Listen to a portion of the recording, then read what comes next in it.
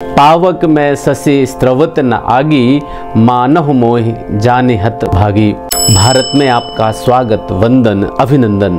स्वस्थ रहें, मस्त रहें, व्यस्त रहें। नमस्कार, जय सिया राम। श्री गोस्वामी तुलसीदास जी के द्वारा रचित श्री रामचरितमानस के पंचम सोपान सुंदरकांड के 107वीं चौपाई। कथा उस समय की है कि जब हनुमान जी महाराज माँ जानकी जी की खोज में रावण के किले में अशोक वाटिका में जाकर के अशोक वृक्ष के पेड़ में पत्तों के बीच में छिप करके देखते हैं कि माँ जानकी जी बहुत दुखी रहते हैं।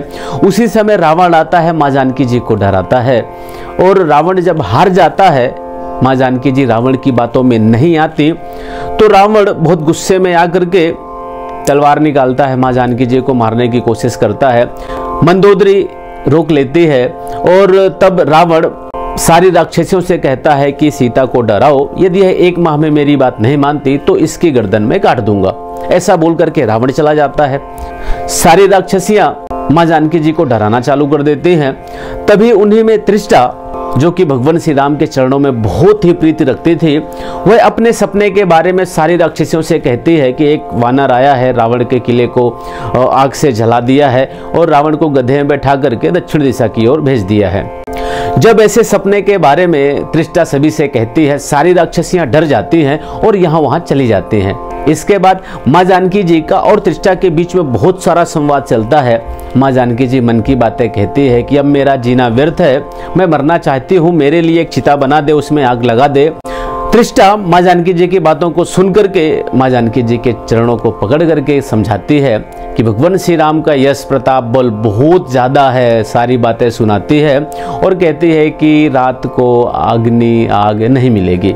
ऐसा बोल करके त्रिष्टा समझा करके उसके घर चली जाती है। उसके बाद माँ जानकी जी खुद से मन ही मन बातें करती हैं कि आज तो विधाता भी मेरे से प्रतिकूल हो चुका है।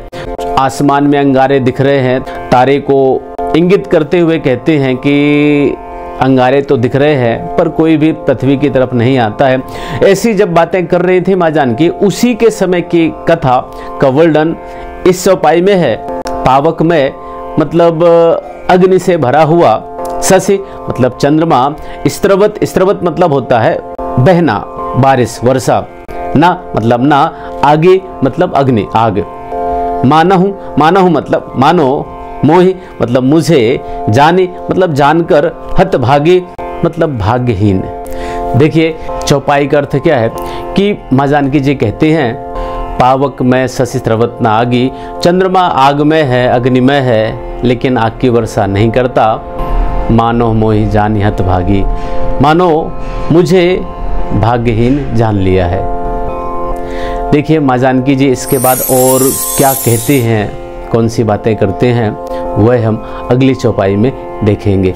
जय सिया राम, जय हिंद।